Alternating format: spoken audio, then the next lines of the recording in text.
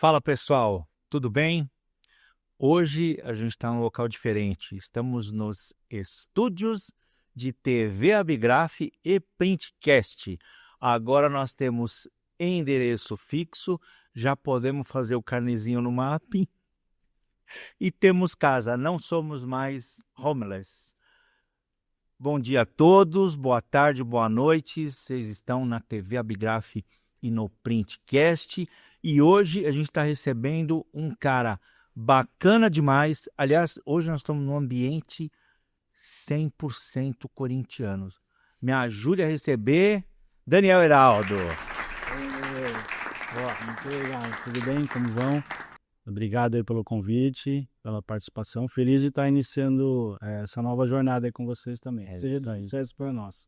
É uma honra estar aqui com vocês hoje. Obrigado. Você está nos ajudando a estrear a casa nova, residência nova aqui, Daniel. Valeu. É isso aí. É uma honra para nós. Show, Daniel. Valeu, obrigado por ter aceitado o convite. É a primeira gravação de muitas que acontecerão aqui, né, Robson? Mas não podemos deixar de citar essa parceria TV Abigraf. Tem aí também outros parceiros como a Abigraf Nacional, a Abigraf São Paulo, Sindigraf, Abiconv e Abitec. E os nossos queridos patrocinadores, todos eles ali contribuem para que o Printcast cada vez mais consiga se desenvolver. A Top Coat Soluções e Vernizes, a Cor e Processo do meu amigo Robson, a Semic Tintas Gráficas, a Duplicop, a Eurostar Duplicop, a Opção Offset e a Croma Microencapsulado. Todos eles ali com o episódio no nosso canal de YouTube, ECG Printcast. Vai lá conferir um pouquinho a trajetória de cada um. E não deixe de compartilhar o episódio, curtir, comentar, manda para todo mundo ali, para cada vez mais o algoritmo do YouTube perceba, entenda e compartilha um conteúdo relevante para todos. Mas vamos lá ao que interessa. Heraldo, para quem não lhe conhece, por favor, se apresente, fale quem é o Heraldo, como começou o mercado gráfico até os dias atuais. Claro. Bom, é isso aí. É Zona Leste, é importante, né? Você já falou Corinthians, isso é de grande honra para nós, né? Mas, na verdade, eu iniciei, pois meu pai foi instrutor do Senai por muitos anos, inclusive ele se aposentou lá. E aí, sempre de pequeno, ele comentava, né, que um dia eu gostaria que o filho dele pudesse participar das escolas Senai. Mas era de outra indústria. Então, ele estudou e trabalhou, ele é metalúrgico, e, portanto, nas escolas Roberto Simons. E aí, quando tinha aqueles open house, aqueles eventos onde os familiares visitavam as escolas, eu ia, achava interessante, mas não curtia muito essa indústria, né? E aí, quando chegou a hora correta, a gente viu as outras opções, eram ainda poucas opções, mas eu acabei optando por artes gráficas, né? E foi assim, o início, então, do nosso mercado, né? Sou ex-aluno nas escolas Senai, Teobaldo de Nigris, e com muito orgulho, né? Tudo aquilo que a gente conquistou depois disso foi em função do Senai. Então, mais um ex-aluno aí, estando com vocês. Uma vida, quanto tempo já no mercado? Já 33 anos, são 33 anos, bastante tempo, realmente é uma vida, né? E eu nunca trabalhei em outra indústria, e então depois, desde minha formação, eu fiz estágio num distribuidor da Kodak, na Aica. Um abraço para o Roberto. E aí, em seguida, eu fui contratado pela Kodak. Na verdade, a minha raiz, a minha base foi através dessa multinacional americana, né?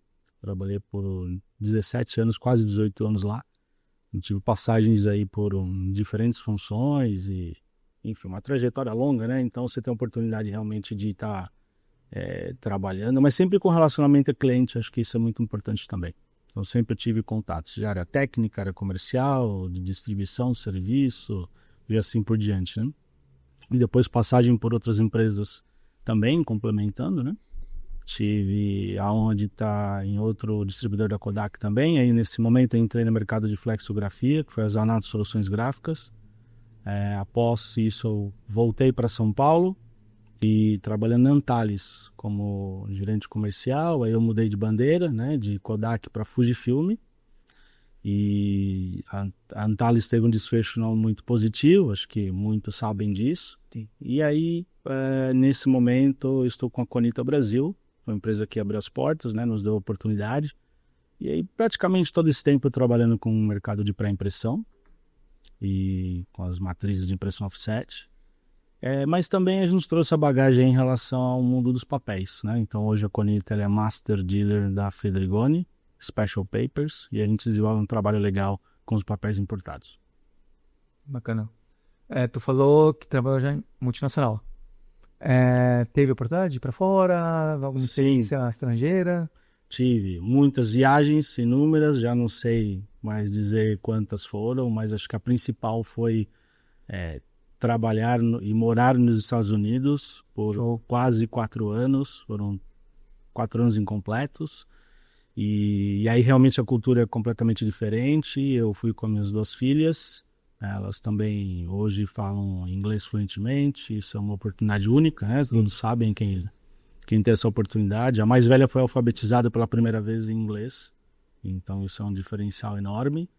E aí a cultura em outro país, a gente aprende muitas questões, né, relacionadas à disciplina, a como lidar principalmente com as pessoas, né? Acho que existe entender também que nós somos excelentes profissionais e que você não precisa ficar acanhado, nem ter nenhum tipo de medo ou receio em relação ao que você vai fazer, porque realmente a nossa base, principalmente técnica do nosso mercado, ela é muito relevante e dessa forma eles podem nos valorizar como profissionais também, né? E aí, estando fora, você visita outros países, né? Na América Latina, Canadá, Europa, fábricas, inúmeras instalações, feiras gráficas, né? Exemplo de 5 drupas, trabalhando, e é um número grande, né? E outras feiras, né? Como específica para jornais, para outros mercados. Alguma dessas feiras como expositor, sempre visitante? Acho que a maioria como expositor, como expositor, sempre trabalhando, né? E algumas que chegavam a ser de 20 dias, né? Você perder a noção de que dia era hoje, né? Porque a rotina é sempre a mesma, né? Eu cheguei a perder 5 quilos já, nessa parte boa, em uma feira. A Expo Print tá aí, hein? Né? Tá chegando. Aproveitar, né? Já que tem esse. Ao visitar empresas lá fora, lógico que são épocas diferentes. Em relação ao mercado nacional, muita diferença? Ou ainda tem umas pessoas aqui com síndrome de vira-lata e na verdade, estamos ali, lá em cima? Olha, síndrome de vira-lata, isso é importante. Acho que toda a América Latina tem, de todos os países, é impressionante, mas não precisávamos ser dessa forma. Lógico que o Brasil tem uma cultura mais europeia de impressão, né? Isso, obviamente, pelos fabricantes de impressoras, né? Em se tratando de mercado offset, principalmente, que ainda é a maioria do nosso mercado, né?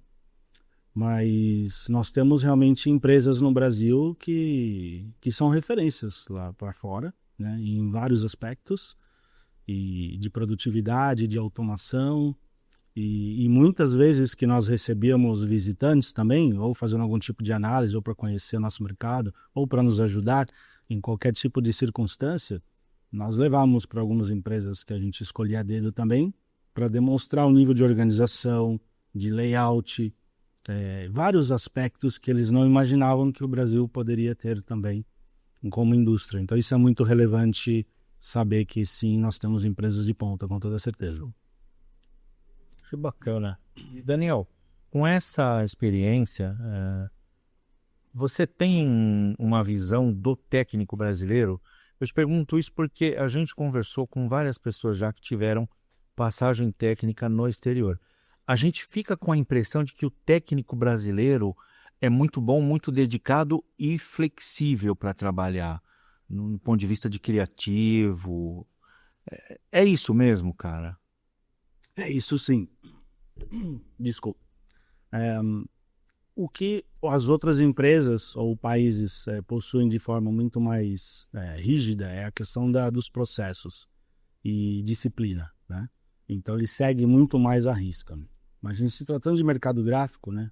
Às vezes a gente precisa de algum detalhe a mais, às vezes, né? Dependendo do tipo de produto ou processo, alguma alquimia, algum detalhe que nem sempre é muito bem visto, mas também é necessário. Então, nossos profissionais, os brasileiros, são bem valorizados em qualquer circunstância, né? Seja na parte de pré-impressão, impressão. Acho que o que pode diferenciar em relação à metodologia de trabalho é essa questão processual. Acho que ainda a gente tem alguma oportunidade de poder melhorar em termos de processo, porque eles seguem mais à risca as questões de especificações, de período em que você vai fazer algum tipo de troca, mudança, enfim, checklist de algumas questões. Acho que manutenções preventivas, que é algo bem relevante. Acho que assim o Brasil, né, a pergunta foi em relação às pessoas, mas nosso mercado ele ainda visa muito custo e por isso tem essa diferença em relação aos processos. Mas obviamente que a gente tem condições de desempenhar da melhor forma possível tudo aquilo que é proposto. De novo, sem vira-lata, né? Acho que somos excelentes profissionais, como você já trouxe. Eu queria só voltar um pouquinho dessa experiência que tu teve lá fora, que não sei quando você foi, se você já falava inglês ou não, mas certamente, dependente disso, é outra cultura, é outro mercado, ou seja, um baita desafio. Não sei quanto tempo você estava na empresa, no momento que você foi para lá, ou se já foi logo de cara, enfim. Mas eu queria falar justamente sobre isso, desafios, né? Não só essa tua experiência vivendo fora daqui, trabalhando fora do Brasil, mas também quando você sai de uma empresa para ir para outra empresa, tal, porque quer queira, quer não, sempre são culturas diferentes, no mercado, de repente, o core ali igual, mas muda um pouquinho o outro. E como você encara isso? É sempre uma oportunidade de crescimento? Porque tem muitos profissionais, às vezes, que dão uma travada, né? Puta, eu tô numa zona de conforto aqui, fala, como é que eu vou me sair? Como é que você encara esses desafios e como é que foram os seus desafios? Eu acho que a questão do idioma realmente é uma barreira. A gente acha que fala, né? Mas só você morando e vivenciando é que você vê que é diferente, né? Mas as pessoas também entendem isso. Então, acho que, mais uma vez, né? Eu aprendi espanhol, por exemplo, estando nos Estados Unidos, porque eu trabalhava para o mercado latino-americano, né? Mas, obviamente, que a prioridade era o idioma inglês, e isso aconteceu também. Mas nas inúmeras oportunidades em que a gente apresentava e defendia nosso mercado, nossa região e os orçamentos anuais das empresas que nós estávamos trabalhando, poderia haver algum tipo de barreira nesse sentido. Mas quando você se compara, por exemplo, com um profissional americano, ele só fala inglês, né? E ali, por algumas vezes, eu ouvi, falei assim, não se preocupa com isso, porque, no começo, obviamente, porque você fala 3 idiomas, né? Pode não ser fluente, mas você fala português, você fala espanhol, você fala inglês, né? E a maioria das pessoas só tem um idioma, né? Então, assim, quando você começa a olhar por essa perspectiva, aí você fala, poxa, eu acho que eu estou numa posição bem interessante também, e esse complexo, ele fica para trás. Só uma pequena analogia, né? Até porque quem nasce nos Estados Unidos tem aquele, país primeiro mundo, país que dita o ritmo mundial, provavelmente não se preocupa em falar outros idiomas. Lógico que algumas regiões lá tem bastante hispânico, então, por natureza, acaba aprendendo talvez um pouco de espanhol. A gente no Brasil e outros países que, você vê o mundo, para você conseguir se comunicar, para você conseguir avançar profissionalmente em muitas áreas, você precisa aprender outro idioma. E trazendo isso, não só na parte de idioma, mas para uma vida corporativa ou profissional. Tem muita gente que é boa no que faz, porém é preguiçosa. Às vezes fica acomodada, fica na zona de conforto. E quando pega aquela pessoa que está em desenvolvimento, não está mas tem determinado corre atrás, ele passa. Quando digo ele passa, né, na corrida da vida, né, um esforçado, um determinado, ele supera um talentoso preguiçoso. Então, normalmente, quando a pessoa está numa zona de conforto, ou está no caso dos americanos, lógico que isso não é generalizado, podemos dizer só de uma forma genérica ali, cara, fala a língua do mundo, pra que eu vou aprender outro idioma, né? Então é isso, né? Quem tem que correr atrás normalmente se desenvolve mais e consegue mais oportunidades. Com toda certeza. Daniel, você falou que sempre teve ligado para a impressão, principalmente a matrizes. Eu queria ouvir de você um pouquinho do panorama do que a gente está vivendo hoje. A gente tem algumas marcas que diminuíram a presença, que tem deficiência de distribuição, tem marca que já foi embora ou está indo embora do mercado. Qual o contexto hoje dessa parte de matriz de impressão? Está tranquilo, está turbulento, está tendo pressão, muita pressão ainda de chapa barata da China, por exemplo, ou chapa de qualidade inferior? Como que está isso aí para você, tua visão? É oportuna a colocação e pergunta. Está turbulento, sim, porque recentemente, infelizmente, nós tivemos a notícia do encerramento das atividades de uma empresa de muitos anos aí no mercado, não me recordo agora quanto tempo, mas bastante tempo, e várias décadas, e a gente não fica feliz por isso, né? Porque também envolve empregos e famílias, e isso é ruim, né? E isso faz com que as empresas busquem por opções outras, né? Em relação a abastecimento. Então existe uma ansiedade de tentar entender se todos os mercados, nesse caso especificamente segmentos de impressão, se eles vão continuar sendo bem atendidos quando isso de fato encerrar, né? Ou seja, que todos os volumes produzidos ou materiais remanescentes forem comercializados, né? E aí você tem algumas especificidades de produtos, como em relação à espessura de materiais, né? Mercados outros como metalgrafia, que usa espessura 0,40. Então pode haver, infelizmente, né? Esperamos aí que esse episódio fique para longevidade, mas a gente não pode haver algum tipo de problema assim de falta de produto, de escassez de matriz de impressão no mercado brasileiro, né? Então existe bastante oferta também, o mercado é bastante competitivo, mas existem algumas ansiedades de algumas empresas. Então está tendo muita dança das cadeiras, né? Muita gente está trocando, primeiro forçosamente, dependendo de quem comprava, né? E obviamente que se fosse desse fabricante local encerrando aí as atividades, mas também tudo se movimenta, né? Então é algo que tem nos fortalecido para quem fica, mas tem gerado bastante dificuldade para o mercado em termos gerais, sim. Sou muito mais por especificidades de materiais ou é pelo volume que essa empresa produzia? As duas coisas. Primeiro que a gente não tem certeza dessa informação, porque não existem dados oficiais, mas estima-se aí uma participação, estimava-se, né, por volta de 40% de mercado. 40%. Isso é muito. Isso que é analógico ou geral, você está falando? Metal, chapas de impressão, né? Eu prefiro dizer matriz de impressão por conta dos processos gráficos, né?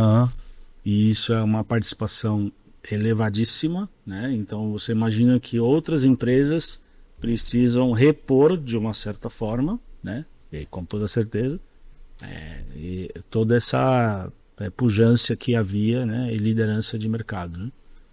Então isso de fato ele é relevante e por isso assusta quando você observa números como esse, né? Sim. E aí algumas espessuras, por exemplo, equivalente a, como eu citei antes, 0,20, 0,40, elas não estão disponíveis facilmente, né? Então você tem essa questão de tentar atender todo mundo. Esses produtos não estão disponíveis no mercado nacional e precisam ser então importados com planejamento. Hoje existe bastante dificuldade também em relação ao transporte marítimo, né? Nesse momento, se eu não me engano, nós temos 4 guerras aí ao mesmo tempo, e isso atrapalha também porque você tem rotas marítimas sendo desviadas e muitas questões que às vezes as pessoas não se preocupam, né?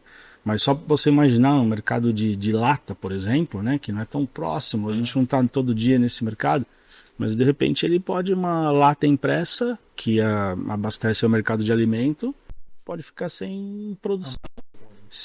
Exatamente, e aí você tem uma dificuldade, uma ruptura realmente grande, então isso pode afetar toda a sociedade, né? Esperamos que isso não aconteça, mas sim existe um risco, então isso realmente é maior do que a gente imagina como um possível problema que possa acontecer.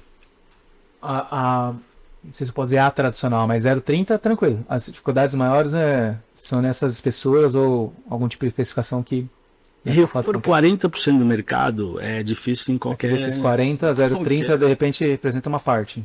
Grande maioria. Ninguém está preparado. Eu acho que, obviamente, existe uma parcela mais fácil de repor, né? Por equipamentos que possuem, talvez a gente chama de formatos standard, sejam mais comuns de mercado, né?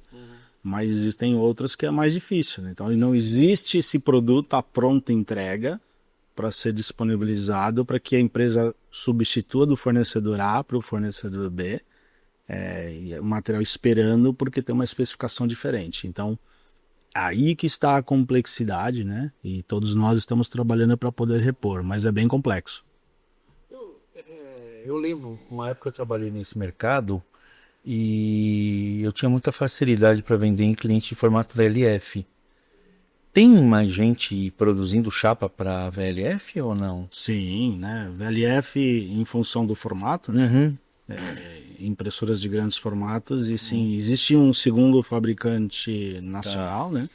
Que ele inclusive tem a sua boa parcela aí de mercado para esses formatos maiores, porque na maioria das vezes, aquilo que era um pouco mais difícil e não tão standard assim, era atendido pelos fabricantes locais em função da disponibilidade, do menor prazo de você poder entregar um produto por não precisar da importação do produto acabado, mas obviamente também precisa importar o alumínio, né, que são as bobinas para serem sensibilizadas, né? Ou seja, o Brasil é até um dos maiores produtores de alumínio, mas da bauxita, né, do minério, e não do metal, do alumínio litográfico, né? Isso não, esses são todos importados, né? Mesmo para os fabricantes nacionais, né? Tá. E Daniel, para quem está no mercado e tem a pretensão de cobrir essa lacuna, deve ser muito difícil de lidar, porque você não pode simplesmente dizer assim, eu vou atender todo mundo e de repente você também não ter café no bule. Um das grandes... Tem que dosar, né? Tem que dosar, e esse é um bom ponto, né? Investimento, né? Então todo o nosso planejamento é com base em cliente e formato. Então se nós também, é nosso interesse obviamente, mas se nós abrirmos as portas e poder alcançar novos clientes, estamos fazendo isso, todo mundo que participa desse mercado, é natural pelo volume de que nós estamos falando. Mas se você não tiver um certo nível de controle, você pode desabastecer a sua base instalada, para quem você já vende no dia a dia. Então isso pode ser um problema. Então isso é algo bastante delicado de se fazer e a gente tem que tratar isso com todo respeito também aos nossos clientes e aos nossos parceiros de tantos anos, né? E isso é muito relevante. Algo muito parecido aconteceu na época da pandemia. Não sei se todos lembram, mas em algum momento houve problema. Na ocasião era por transporte, então os materiais, os navios pararam no mundo inteiro, acho que vocês se lembram disso. Sim. E aí acabou faltando o produto, e não foi só chapa, né? Você não tinha tinta, você não tinha papel importado, você não tinha vários produtos, né? E muitas empresas até nos proporcionando oportunidade de você participar dessa venda de produto, mas que você tinha que preservar todo aquele SLA de planejamento, importação, de estoque para quem você já atendia, né? Acho que essa é a primeira prioridade, né? Então você trabalhar com respeito, eu vou colocar dessa forma, mas podia usar outras palavras aqui, ao seu cliente, à sua base instalada, isso foi o mais relevante para nós. Querendo extrair um pouquinho da tua experiência. Uma empresa que tem, não precisa falar necessariamente da empresa em si, tá? Falar de modo geral. Que tem um share de 40%. Acredito que líder de mercado. Com esse volume, certo? O que faz uma empresa dessa sair do mercado? Eu não sei qual foi o motivo, tá? É uma pergunta que realmente que eu não sei dizer. Mas imaginando-se que foi algum problema financeiro. O que faz uma empresa líder de mercado, ela sair do mercado? Ficou bem redundante isso, né? Líder de mercado, sair do mercado. Mas enfim, deu para entender. Você imagina quantas vezes nós já escutamos a mesma pergunta, né? Isso é bastante interessante. Acho que somente a própria empresa poderia responder por isso, né? Seria leviano se apontasse uma causa específica. Mas eu concordo com você, Robert, que não tenho dúvidas de que é por questões financeiras, números, resultados. Só lembrando, né? A pergunta foi pertinente que nós estamos conversando, até comentei de forma genérica, né? Essa é a sua experiência. Não estamos falando necessariamente dessa empresa, né? Isso, em específico, o que nós acreditamos, né? Mas é só são suposições, isso é na minha opinião, né? Uma opinião do Daniel, que foi uma questão de gestão, realmente, de tudo aquilo que estava sendo operacionalizado ao longo de muito tempo. Acho que isso não acontece do dia para a noite também, porque realmente eram volumes importantes e com certeza resultados importantes. E toda essa pressão que existe por volume e por resultado, né? Então acho que na minha opinião, mais uma vez, era uma empresa que tinha os menores preços de mercado. Então isso também já nos remete a o porquê que isso poderia estar acontecendo e que buscava volumes para continuar ou fazer essa manutenção de market share, por exemplo, acima da casa de 40% ou quase metade. Então isso leva, né, no nosso entendimento, de novo, perdão da redundância aqui, mas acho que é importante ressaltar, de que essa pressão toda ela não vale a pena. Então, quando a gente realmente não equilibra essa equação, né, entre oferta e demanda e resultado, questões como essa podem acontecer. E mais uma vez, né, como dissemos no início, estamos tristes que isso tenha acontecido, porque de verdade isso é uma condição que pode haver ruptura de alguns segmentos de mercado e que as pessoas não estão dando a devida atenção para isso nesse momento, né? Então, assim, podem se preocupar sim e contem com a gente também. Eu acho que isso é natural, assim como outros players, né? Outros colegas podem falar da mesma forma, mas a gente tem que ter cautela, mas temos que agir rápido para poder repor isso, principalmente pelos tempos que demanda você trazer novas demandas. Eu realmente compartilho disso no sentido de que, pô, são famílias, né?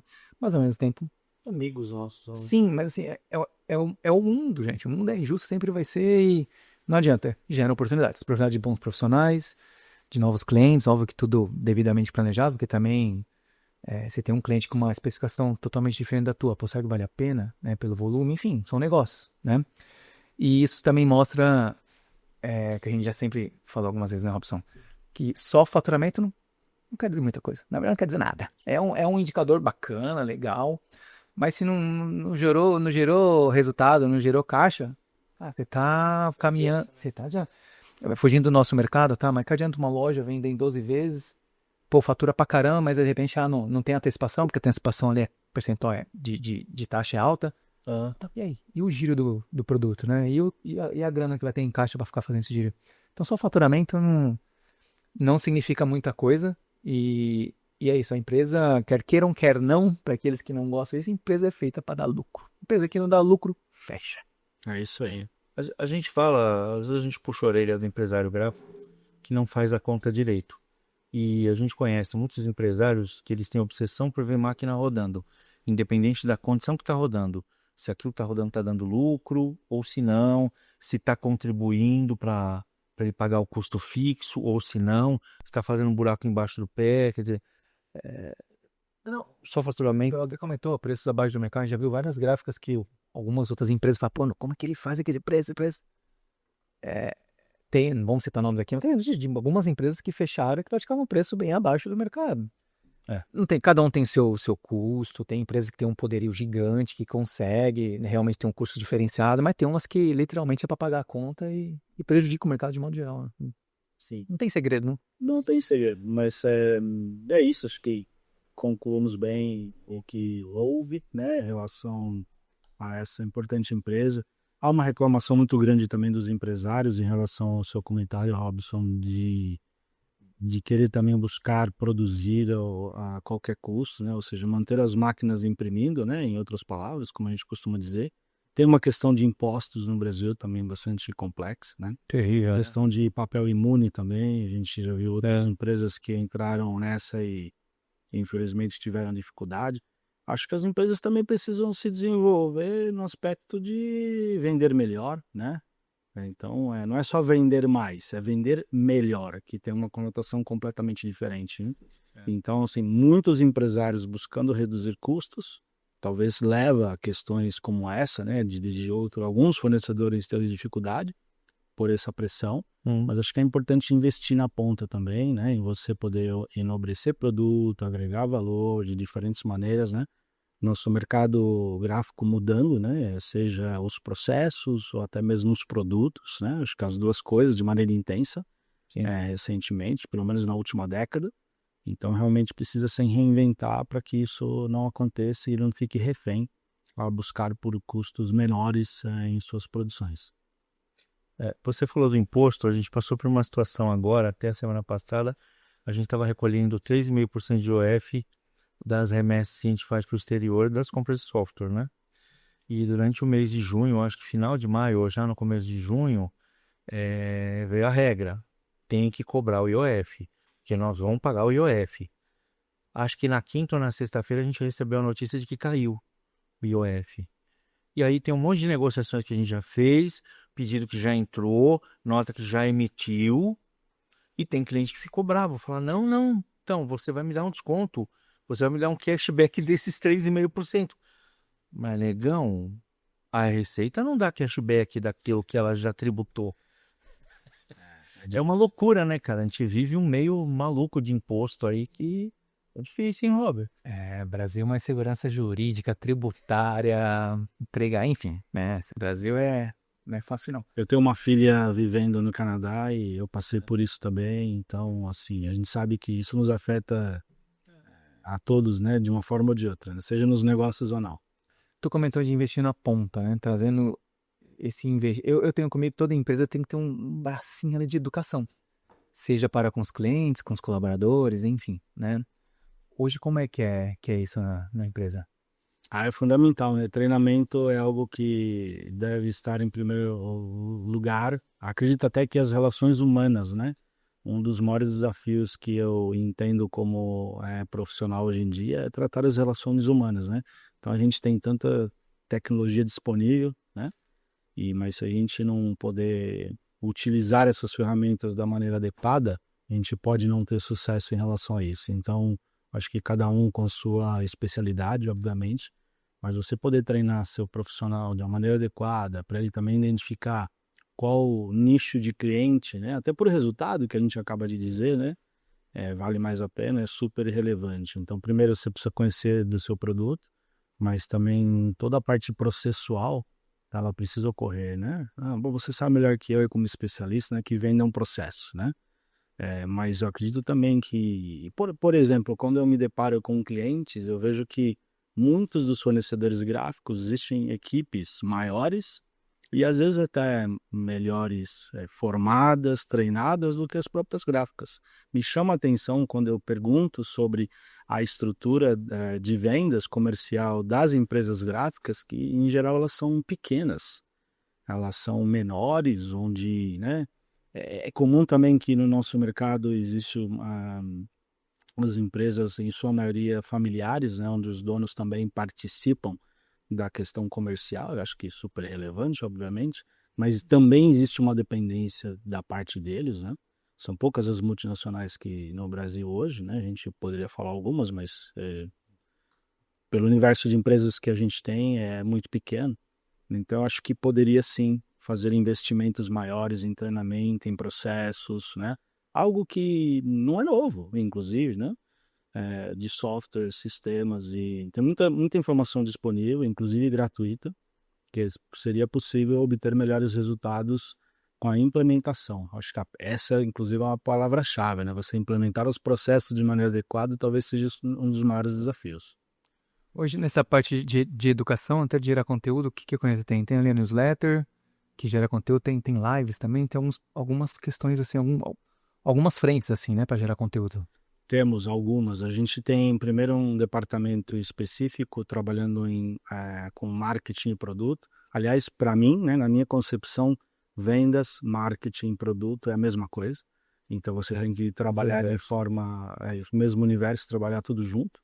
Então nós temos equipes que são especialistas de produtos, mas eu também entendo eles como os donos dos produtos em relação a todo o seu contexto, né? Então, seja em gerando conteúdo, em ajudando com ferramentas de negócio, treinando a equipe interna para o melhor approach, né? E aí a nossa visão é facilitar a vida do vendedor. Então, sempre que ele puder simplificar o trabalho para ele, para que ele realmente tenha uma disciplina e maior número de leads e prospectos, acho que o resultado acontece. Mas a implementação ainda é a chave. Cara, muita gente faz marketing para atrair cliente. Podemos dizer que é a função do marketing. Mas o marketing dá resultado é você fazer onde seus clientes estão, né? Quais canais que eles estão, aonde eles estão, né? Que aí você vai ter uma visibilidade maior. Eu vi uma vez uma pesquisa, foi recente, inclusive, acho que foi no Google, que eu não lembro o número de entrevistados, acho que foi um pouco mais de 2.000 pessoas, de vendedores. Os vendedores gastavam, em média, 28% do tempo dele vendendo. Ou seja, os demais 2 terços, né, 72% aí, era outras coisas que não competiam a vendas. Justamente por às vezes não ter uma estrutura comercial muito bem definida, com pessoas que facilitavam a vida dele, ter que ficar resolvendo coisas que não era pertinente a ele, então isso toma tempo, logo, né, esse tempo dele para outras funções, ele deixa de vender, deixa de a depender da estrutura comercial, deixa ele prospectar, deixa fazer um follow-up. Tem empresa que já entrega para ele e faz o follow-up, ele literalmente só fecha contrato, né? Exatamente. Não, isso é realmente importante. E também a gente está falando de mercado B2B, então a gente atende empresas. Nosso mercado é extremamente técnico, então realmente você precisa de uma especialização. Você não pode simplesmente oferecer um produto, né? E além disso, uma das nossas estratégias, temos alcançado aí nossos objetivos, é agregar importantes marcas, né? Então hoje a Colheita Brasil ela dispõe também das marcas Fedrigoni, é um produto importado, e isso agrega bastante valor ao negócio do nosso cliente. Quem não conhece, o que é a Fedrigoni? Com toda certeza da história que tem, né? Desde 1888. E também agora mais recente nós anunciamos as impressoras digitais da marca Ricoh e de produção, que isso também nos ajuda em vários aspectos, seja em incrementar nossa solução para aumentar a oferta ao nosso cliente, e também isso serve para a gente de uma certa forma, né, de abrir as portas, né, porque a gente acaba levando tecnologia, informação, entendendo as dinâmicas de mercado, né. No último Fernando Pini, a maioria das peças que ganharam, né, entre os finalistas e que ganharam o prêmio, eram impressos, produzidos através da impressão de tecnologia digital. Então isso é muito relevante, né? O maior ganhador do Fernando Pini, agora dessa edição de 2024, todas as peças foram impressas com impressão digital. Então isso acho que significa muita coisa, né? Imagino que todo mundo esteja percebendo isso. Sim. Falando em Fernando Pini, um dos nossos patrocinadores, banheiro também, segue coraçãozinho azul. Aproveitando que você está falando do Pini, para o pessoal que assiste o Printcast TV Abigraf, por acaso o Robert, Daniel e eu somos do corpo de jurados do Prêmio Fernando Pini e de outros prêmios também, né? Hoje é uma segunda-feira, na sexta-feira, 3 dias atrás, nós estávamos na entrega do Prêmio São Paulo, que é o Prêmio Luiz Metzer, né? E a gente está sempre envolvido nisso, né? O pessoal... É importante saber que é um trabalho que a gente faz voluntário porque a gente quer ajudar a melhorar o mercado, né? A desenvolver. Combater um bom combate. É isso aí. E estamos caminhando para o final. A falar um pouquinho, dentro do que tu pode falar, obviamente, né? Planos de futuro, não só profissional, mas como empresa, quais são os próximos passos? Bom, são inúmeras as necessidades, eu procuro colocar assim, né? Sempre, felizmente ou infelizmente, né? Tenho aí o estilo de poder focar nas coisas que não estão indo muito bem. Até criticado às vezes por conta disso, mas faz parte de uma personalidade também. Então acredito que a gente tem que melhorar sempre em relação à parte humana e processos de serviço. Esses são os meus pilares, é aquilo que eu acredito. Até porque as empresas que muitas vezes eu participei, mesmo elas sendo fabricantes, mas a gente não trabalhava na operação fabril. Então você era responsável pela segunda parte, né? Que é tão importante quanto, mas né, tinha muita gente dedicada, desenvolvendo e trabalhando em tecnologia, mas e depois? A gente precisa fazer acontecer na outra ponta, né? Então acho que esses aspectos são os principais. Então você poder melhorar em termos de serviço, diminuindo os prazos, porque o mercado nos pede, e podendo oferecer uma solução de forma consistente, esses são nossos principais objetivos. Lógico que passa por crescimento, mas um crescimento sustentável, de maneira orgânica. O que aconteceu no mercado também faz com que você tenha outras oportunidades, é notório e natural, mas não só por isso, né? Acho que se não tivesse acontecido tudo isso, nós estaremos buscando da mesma forma, né? Então, os nossos objetivos estarem em crescer. E também eu acredito que quando você aumenta a oferta para o seu cliente, isso você tem inúmeras vantagens em relação a isso. Então, nossa proposta é em aumentar o portfólio. A gente já prepara aí um lançamento possivelmente para o próximo ano, de algo relevante, que isso pode ser substancial em termos de crescimento, né? Então, significa uma nova linha de produtos para atender outro segmento de mercado onde a gente ainda não tem participação e que, de alguma forma, o nosso vendedor está presente. Então, acho que é sempre nesse contexto, né? Você aumentar um valor a mais uma opção e aí você, se você não conseguiu uma, talvez você consiga outra e assim por diante. Assim, crescendo de maneira sustentável e gradativa. Já está na jornada do vendedor, né? É isso aí, exato. Já está na No jornada. custo. Você já tem a capilaridade estabelecida, né? Exatamente. E eu gostei que ele falou de crescimento sustentável, porque a empresa que não cresce, ela tem inúmeras dificuldades. E um crescimento sustentável é o seguinte: se o seu mercado cresce 8% e você cresceu 2%, você não cresceu. Você não cresceu. O mercado cresceu muito mais que você e outras empresas estão evoluindo muito mais que você. Legal. Daniel, e Expo Print, vocês vão estar lá? Vamos. É março do ano que vem. É isso aí. Essa novidade acho que vai guardar para Expo Print ou vem antes? Isso é um bom ponto. Olha, tá relacionado, viu? É? Tá relacionado. Em março, logo no começo. Tá perto, né? A gente já tá caminhando para julho. A gente pode voltar a falar mais próximo. Tá?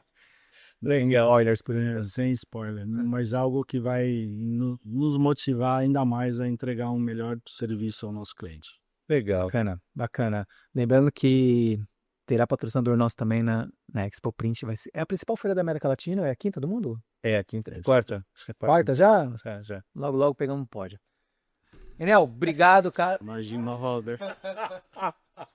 Tá certo, pô. Rogério, manda um boleto pra esse cara, hein? Cara, obrigado. Imagina. Valeu demais. Aqui nós temos um ritual, né, Robson? Daniel, você agora tá carimbado na comunidade do Printcast. Você é nosso novo queridinho. Na verdade, você já é um querido da gente de mercado, de anos aí. Mas agora, dentro do Printcast, você é mais um queridinho. Seja bem-vindo à comunidade dos queridinhos. Obrigado pelo seu tempo. Você viajou. Vocês não sabem, Daniel viajou horas para chegar aqui. Saiu, o galo cantou, ele já saiu de casa. Então, tem que agradecer. Curte, compartilha, porque isso aqui vale muito, viu? Isso aí. Valeu. Muito obrigado aí mais uma vez pelo convite. Tamo junto. É isso aí, sempre que precisarem. Obrigado pela oportunidade de novo. Daniel, obrigado. Galera, não esqueçam de compartilhar esse episódio, comentar, enfim, divulgar para o máximo de pessoas, para cada vez mais o algoritmo entenda a relevância do nosso conteúdo e distribua para mais e mais pessoas. Quinta-feira que vem teremos mais episódios. A gente se vê até lá. Valeu!